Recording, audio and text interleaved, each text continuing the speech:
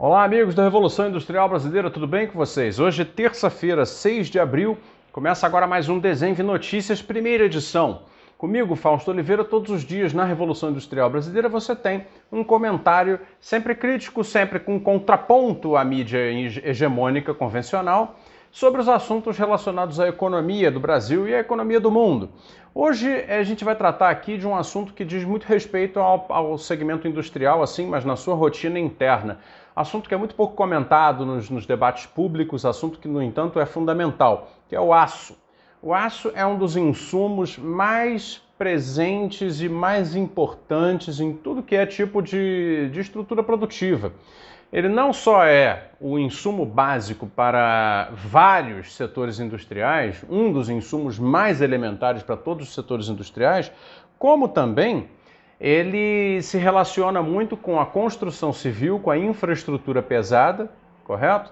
E, portanto, ele acaba sendo determinante, um dos grandes determinantes, para a movimentação das economias, né, do mundo. A disponibilidade de aço e o preço do aço acaba sendo um determinante para as possibilidades de crescimento econômico, para as possibilidades de produção mais ou menos sofisticada, em maior ou menor escala, para a melhoria ou não das infraestruturas necessárias para que as economias possam ganhar produtividade, ou seja, o aço acaba sendo um elemento que dentro da economia de mercado e também das economias até mais planificadas, sempre será um elemento fundamental, um elemento de raiz.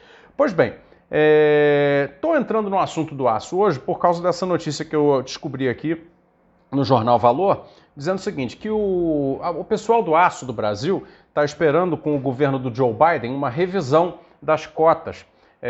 O Donald Trump, no governo anterior, por causa da política de preferência da economia americana para os americanos, tinha colocado cotas de importação para o aço estrangeiro.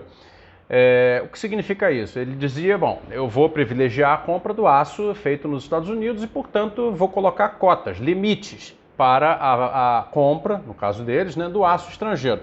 Só que o Brasil é o exportador de 60% do aço semi-acabado, tá, que os Estados Unidos importam.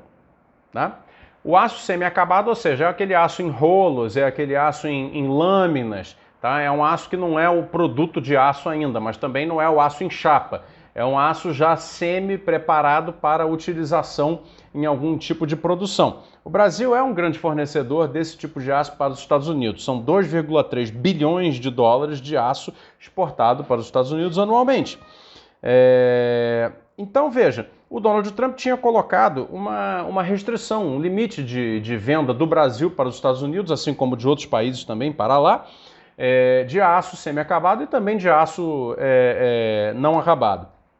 E aí, agora com o governo Biden, o que acontece? O tal do plano de infraestrutura trilionário que o Biden vai implementar, tem uns dados aqui muito interessantes, começa a aparecer na imprensa brasileira, afinal de contas, o que vai acontecer com esse plano.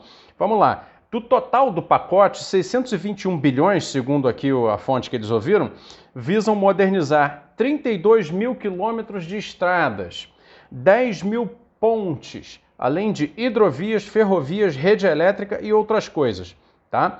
E o Instituto Americano de Ferro e Aço vem dizendo que o Biden também quer fazer esse investimento muito profundo, né, na infraestrutura, que portanto é muito consumidor de aço, com aço americano. Acontece que o aço americano não é suficiente, não é verdade, para atender esse tipo de demanda. Não existe capacidade produtiva de aço nos Estados Unidos hoje, por incrível que pareça, para atender esse tipo de demanda. Então é um país importador de aço.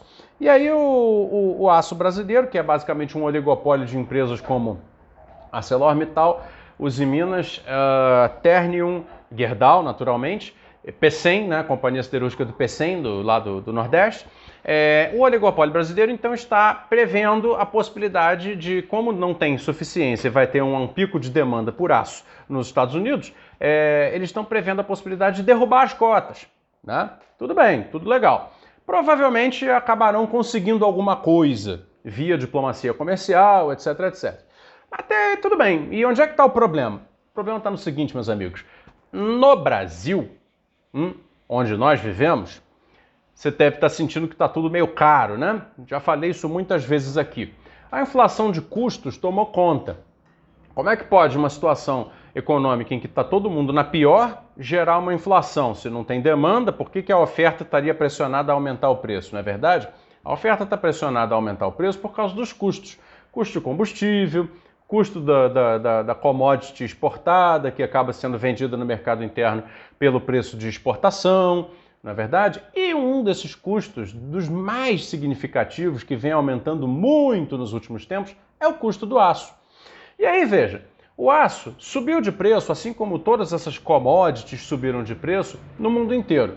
No Brasil, tem uma deformação adicional, que se explica por dois fatores. E é essa informação que eu queria trazer aqui para o público, porque eu acho que ela é importante para se compreender o cenário econômico da inflação de custos que nós vivemos atualmente.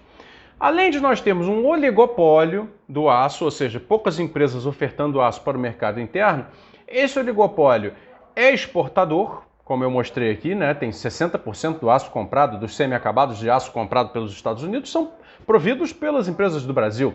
Então é óbvio que esse monopólio, esse oligopólio é exportador. E além disso, ele tanto é exportador como tem os seus preços cotados no mercado internacional em alta atualmente, tem o seguinte problema: o Brasil superprotege o aço brasileiro. Vejam, você agora talvez esteja pensando, como é que um desenvolvimentista vai falar isso? Meu Deus, e aí, como é que ele vai falar que tem que abrir o mercado, né? Ele vai usar um argumento liberal? Puxa, que decepção. Não, não é decepção nenhuma. O meu argumento sempre foi o seguinte: é necessário proteger a indústria brasileira. Siderurgia, no paradigma tecnológico atual, é indústria de base e olhe lá. Quando você superprotege a indústria de base às custas de colocar mais peso sobre a indústria de manufaturados mais nobres, de maior valor adicionado, então temos um problema. Temos um problema.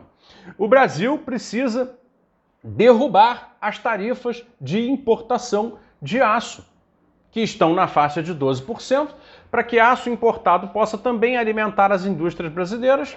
E não precisa fazer isso de uma maneira radical, basta fazer uma escalada tarifária.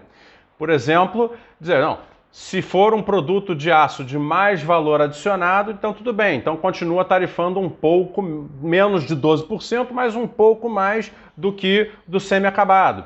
Se for aço básico, aço plano, aço longo, etc., tarifa menos. Ou seja, tudo aquilo que os setores brasileiros de maior sofisticação, de maior nobreza e valor adicionado do produto final precisam de aço para produzir, então esse aço deve estar barato no mercado interno. Ponto.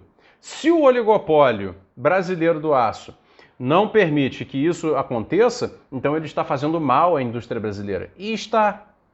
Tanto é assim que começa a haver já a escassez do aço que todo mundo denuncia aí de como está difícil encontrar. Não é que esteja difícil encontrar. Se você vai na página do Instituto Aço Brasil, que representa as siderúrgicas brasileiras, eles vão dizer, não, a produção está normal. Bom, sim, a produção está normal, mas acontece que com o preço internacional em alta e o dólar alto, é muito tentador para essas empresas a exportação. E a transferência do preço internacional para dentro do mercado doméstico também. O que leva as empresas industriais brasileiras a perderem competitividade tanto no mercado interno quanto no externo. Isso se resolve como? Dando um choque no câmbio e tirando competitividade linearmente de todo mundo? Não. Isso se resolve promovendo um pouco mais de concorrência num setor de indústria de base, que no Brasil é oligopolizado, e isso às custas dos demais setores. Portanto, se o Brasil baixar a tarifa de importação de aço e importar um pouco de aço a mais, o necessário para cobrir a demanda industrial neste momento, aí a indústria brasileira pode voltar a trabalhar com preços competitivos e voltar ao mercado internacional se aproveitando do câmbio, não vou dizer desvalorizado nem reequilibrado, cada um tem uma visão a respeito disso, mas do câmbio mais competitivo que ora se apresenta. Entenderam? Discutir política industrial é sempre muito complicado. É necessário você discutir isso sem preconceitos ideológicos. E as pessoas que vêm aqui no canal que costumam me acusar de ter preconceitos ideológicos, na verdade, o que elas estão apontando são obviedades que eu falo a respeito, por exemplo, da necessidade de participação do Estado em certas coisas que são iniciativas de projeto. Concorda? Agora, se nós queremos uma indústria forte, precisamos disso para ter massa de empregos, melhor renda, melhor salário, é preciso corrigir distorções. A desindustrialização brasileira não é obra apenas do acaso, do sistema tributário, da mão pesada do Estado, como gostam de dizer os liberais. Ela também é obra de deformações de mercado interno. E isso é uma coisa que precisa ser corrigida para chegarmos a ter uma reindustrialização. Aço não pode ser caro. Perfeito? Então esse era o desenho de notícias de hoje, assim, sugerindo que a partir do fato de que o aço brasileiro, o oligopólio do aço brasileiro, quer voltar a exportar mais para os Estados Unidos e, portanto, suprir menos demanda interna e, portanto, equiparar ainda mais preços internacionais no mercado interno, que então o Brasil compense isso importando aço. E que a indústria brasileira possa, com isso, usufruir de aço mais barato para a sua produção. No fundo, o que nos interessa não é ser produtor de aço, é ser produtor de manufaturados sofisticados, sistêmicos, né? Produtos finais avançados o máximo possível, que levam aço na composição. É isso aí.